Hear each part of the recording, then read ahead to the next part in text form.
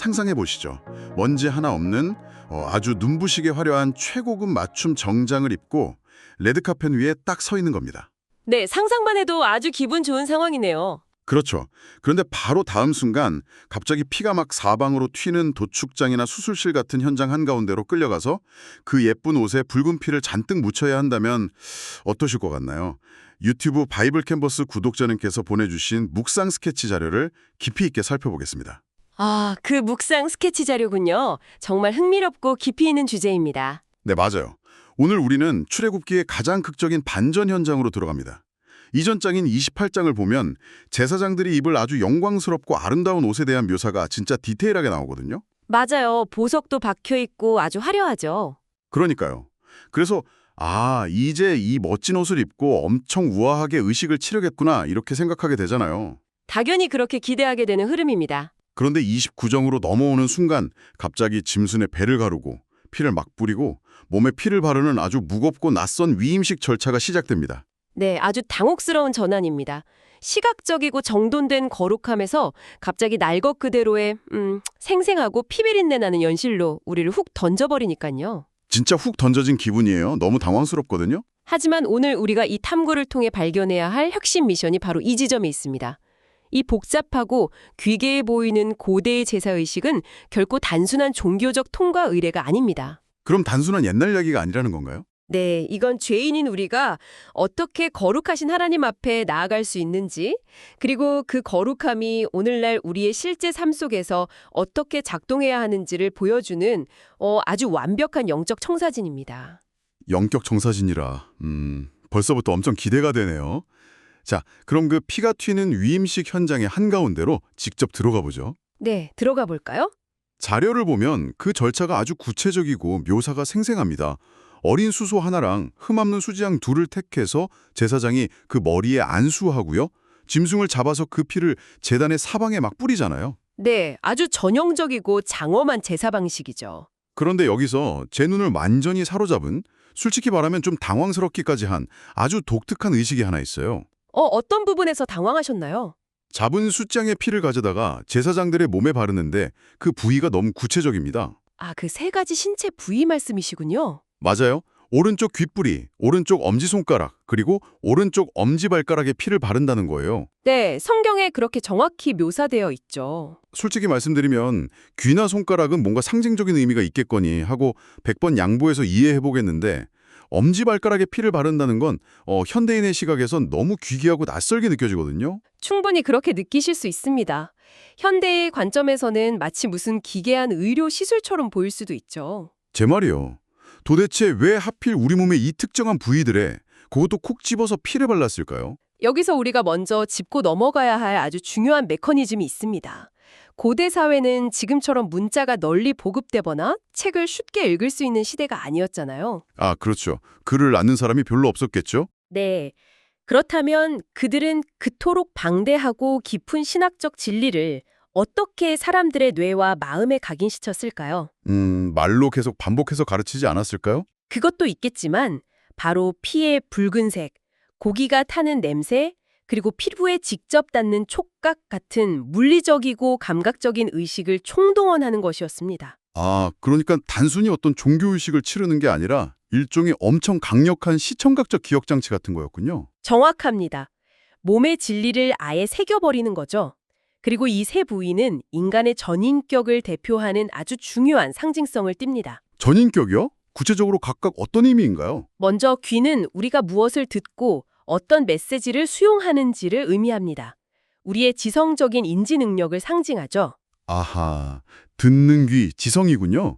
그럼 엄지손가락은요? 엄지손가락은 손의 기능 중에서도 가장 핵심적인 역할을 하잖아요. 즉, 우리가 손으로 행하는 일, 우리의 사역과 노동, 행동을 뜻합니다. 네네, 손으로 하는 모든 행위들이요. 그럼 제가 제일 이상하게 생각했던 그 엄지발가락은 대체 뭔가요? 엄지발가락은 신체의 균형을 잡고 앞으로 나아가게 하는 아주 핵심적인 부위입니다. 다시 말해, 우리가 걷는 곳, 우리 삶의 방향성을 상징하는 것이죠. 와, 그렇게 풀어주시니까 갑자기 이 의식이 완전히 다르게 보이네요. 귀로 듣고 손으로 행하고 발로 걸어가는 방향까지. 네, 전부 다 깊은 의미가 연결되어 있죠. 결국 내 인격과 삶의 모든 영역이 하나님의 소유로 구별이 되었다는 걸 내 몸에 피로 도장을 찍듯이 확고하게 선언하는 거군요. 바로 그겁니다. 내가 듣는 것, 내가 하는 행동, 내가 가는 모든 길이 이제 온전히 하나님의 뜻에 속해 있다는 시각적이고도 감각적인 선언입니다. 정말 놀랍네요. 그리고 이 모든 복잡하고 피 흘리는 과정의 궁극적인 목적은 출애굽기 29장 45절에 아주 명확하게 등장합니다. 어떤 말씀이죠? 내가 이스라엘 자손 중에 거주하여 그들의 하나님이 되리니 라는 말씀이죠. 아, 하나님이 친히 함께 하시겠다는 약속이군요. 네, 이 거룩한 의식은 단순히 절차를 마치기 위한 게 아닙니다. 거룩하신 하나님께서 우리 가운데 머무시겠다는 그 엄청난 임재의 약속을 완성하기 위함인 거죠. 아, 그래서 지성으로 먼저 이해해야 한다고 아까 강조하신 거군요. 맞습니다. 우리는 이 원리를 지성적으로 먼저 깊이 이해하고 신뢰해야 합니다. 우리의 지성이 이 거룩함의 의미를 인지하는 것이 가장 첫걸음이니까요. 지성으로 이해하는 거룩함. 와, 이거 정말 명확하게 전개가 되네요. 다행입니다. 그런데 말이죠. 지성적으로 이 모든 절차가 논리적으로 이해가 되면서도 제 마음 한구석에는 여전히 해결되지 않은 의문이 하나 있습니다. 어떤 의문이신가요? 편하게 말씀해 보세요. 자료를 보면 이 피비린내 나는 제사 후에 제물을 번제단 위에서 불태우잖아요. 네, 남김없이 완전히 태워버리죠. 그런데 성경은 그 고기를 태우는 냄새를 가리켜서 여호와께 향기로운 냄새라고 표현한단 말이에요. 네, 그렇게 기록되어 있습니다. 솔직히 이게 이해가 안 가요.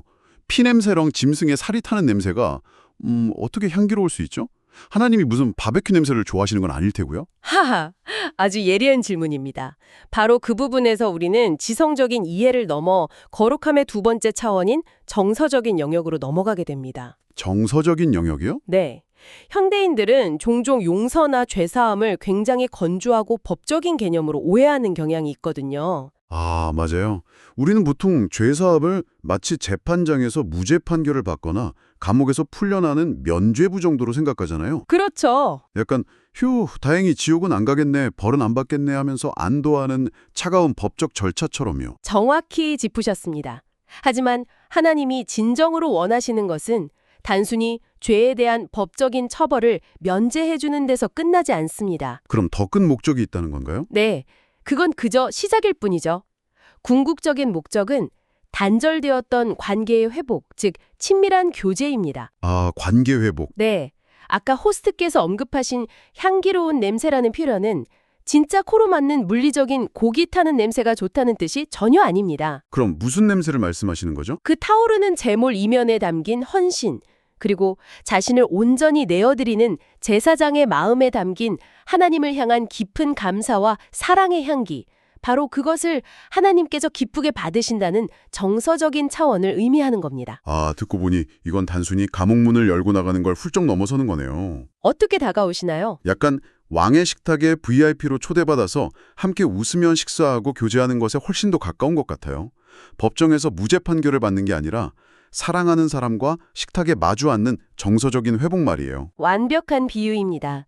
이 대목에서 오늘 자료에 인용된 청교도 신학자 토마스 왓슨의 명언을 꼭 되새겨볼 필요가 있습니다. 오, 어떤 명언인가요? 그는 이렇게 말했죠.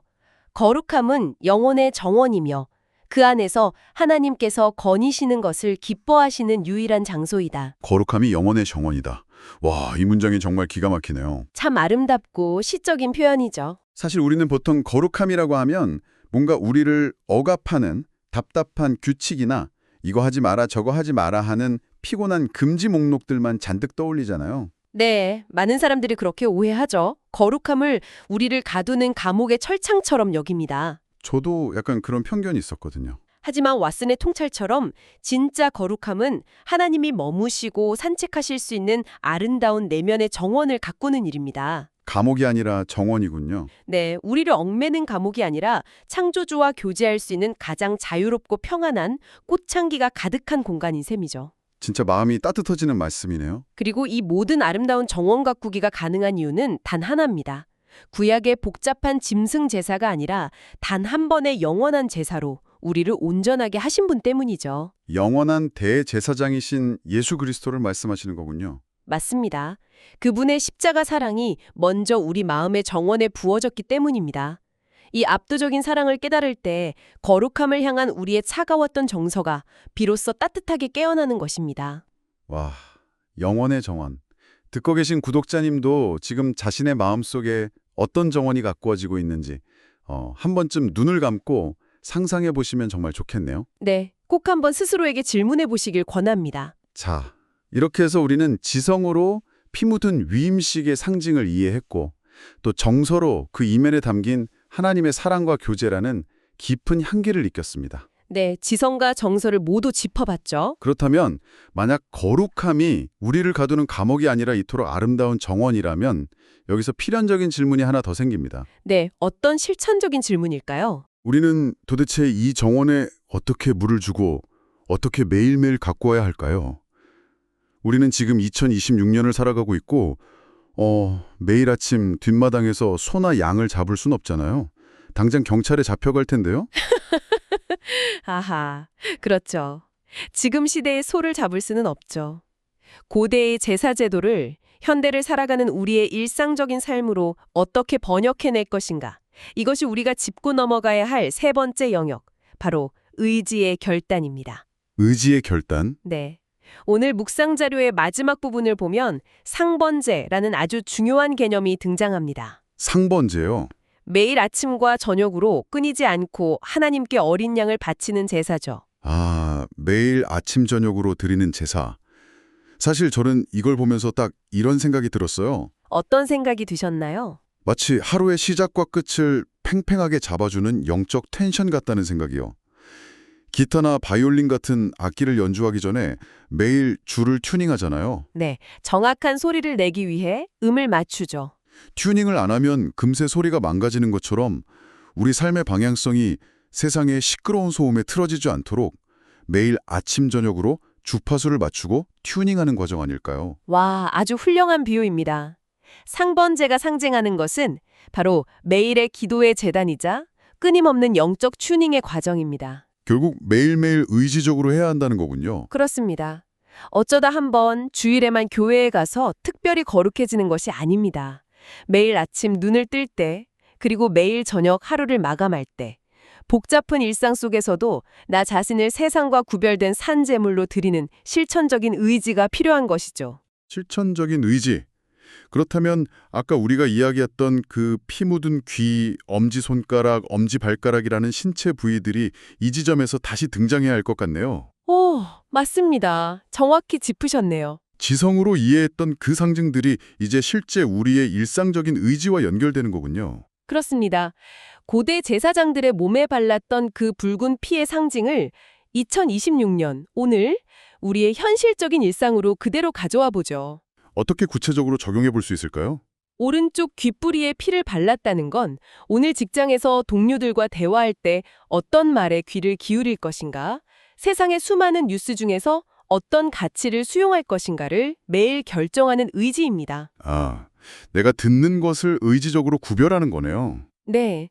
그리고 오른쪽 엄지손가락에 피를 발랐다는 건 우리가 회사에서 키보드를 두드리며 만들어내는 문서들, 우리가 손으로 지어 올리는 수많은 결과물들이 과연 정직하고 선한 목적을 향해 있는가를 매 순간 묻는 것입니다. 그렇다면 아까 그 오른쪽 엄지발가락은 퇴근 후에 지친 몸을 이끌고 나의 발걸음이 궁극적으로 향하는 장소가 어디인지, 내 삶의 에너지가 어떤 방향으로 걸어가고 있는지를 스스로 점검하는 거겠네요.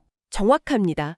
우리의 평범한 일상이 우리가 내뱉는 말과 행동이라는 아주 작은 일상의 조각들이 하나님의 거룩함을 따르는 통로가 되어야 한다는 뜻입니다. 작은 조각들이 모여서 거룩함의 통로가 된다. 네, 우리가 일터에서, 가정에서, 관계 속에서 하나님의 선하심을 비출 때 세상 속에 하나님의 영광이 자연스럽게 드러난다는 것. 이것이 바로 오늘 자료가 우리에게 전해주는 가장 강력한 실천적 결론입니다. 그러니까 오늘 우리가 살펴본 출애굽기 29장의 제사장 위임식은 그냥 피가 막 난무하는 기괴하고 고루한 고대 의식이 전혀 아니었네요. 전혀 아니죠. 생명력이 넘치는 메시지입니다. 오히려 아주 완벽한 영적 패키지였어요. 귓부리와 손가락의 상징을 통해 우리의 지성을 일깨워 영적 원리를 이해하게 하고요. 네. 향기로운 제물과 영혼의 정원을 통해 우리의 정서를 따뜻하게 만져 친밀한 교제로 초대하고요. 그렇죠. 결국 매일의 상번제를 통해 우리의 의지를 결단하게 만들어서 오늘 하루를 거룩하게 살아내도록 등을 힘껏 떠밀어주는 거잖아요. 완벽한 요약입니다. 아름다운 예복을 입는 멋진 모습에서 끝나는 게 아니라 그 옷을 입고 실제로 손에 묻은 피의 의미를 현실의 삶에서 치열하게 살아내는 것까지 말이죠. 거룩함은 지성, 정서, 의지가 모두 동원된 전인격적인 반응이어야만 합니다. 그저 머리로 아는 것도 아니고 감정적으로 눈물 한번 흘리고 마는 것도 아니며 맹목적인 행동만 남는 것도 아니죠. 셋 다 조화롭게 필요하다는 거군요. 네. 이 세 가지가 하나로 어우러져 우리 삶에 온전히 스며들 때 우리는 진정한 의미의 왕 같은 제사장으로 서게 되는 것입니다. 오늘 이 깊은 탐구를 통해서 정말 많은 걸 깨닫게 됩니다. 고대의 제사의식이 이렇게까지 현대의 일상과 아주 밀접하게 맞닿아 있을 줄은 상상도 못했거든요. 그래서 오늘 귀한 자료를 보내주신 구독자님, 그리고 이 시간을 함께 듣고 계신 여러분께 탐구를 마치며 조금은 새롭고 도발적인 질문을 하나 던져드리고 싶습니다. 오, 도발적인 질문요? 어떤 건가요? 우리는 지금까지 귀와 엄지손가락, 엄지발가락에 묻은 물리적인 피, 그리고 그것이 상징하는 현실 세계의 물리적인 행동에 대해 이야기했습니다. 하지만 우리의 삶은 이제 물리적인 세계에만 머물지 않잖아요. 그렇죠. 스마트폰 없는 삶은 이제 상상할 수도 없으니까요. 맞습니다. 고대 제사장들은 몸에 묻은 붉은 피를 통해 자신이 전적으로 하나님의 소유임을 세상에 증명했습니다. 그렇다면 오늘날 물리적인 몸이 아닌 여러분의 디지털 공간에는 당신이 하나님께 속해 있다는 어떤 흔적이 남아 있습니까? 와, 디지털 공간에서의 흔적이요? 생각해 보십시오. 당신이 매일 스크롤하며 무의식적으로 소비하는 수많은 유튜브와 SNS의 알고리즘, 네. 스마트폰 액정 위를 하루 종일 쉴 새 없이 움직이는 바로 그 오른쪽 엄지손가락이 클릭하고 남긴 수많은 디지털 발자국들, 맙소사. 그리고 당신의 내비게이션 앱에 기록된 일상의 궤적들. 이 모든 디지털 기록들을 한데 모아놓고 본다면 그것은 지금 당신이 과연 누구의 소유임을 증명하고 있을까요? 와, 스마트폰 액정 위를 움직이는 엄지손가락에 묻은 흔적이라니 진짜 머리를 한 대 세게 맞은 것 같네요. 많이 와닿으시나요? 아까 우리가 처음에 이야기했던 먼지 하나 없이 깨끗하기만 한 레드카펫용 예복을 입고 안심하고 있던 저를 아주 생생하고 뼈아픈 현대판 재단 위로 다시 확 끌고 가는 기분입니다.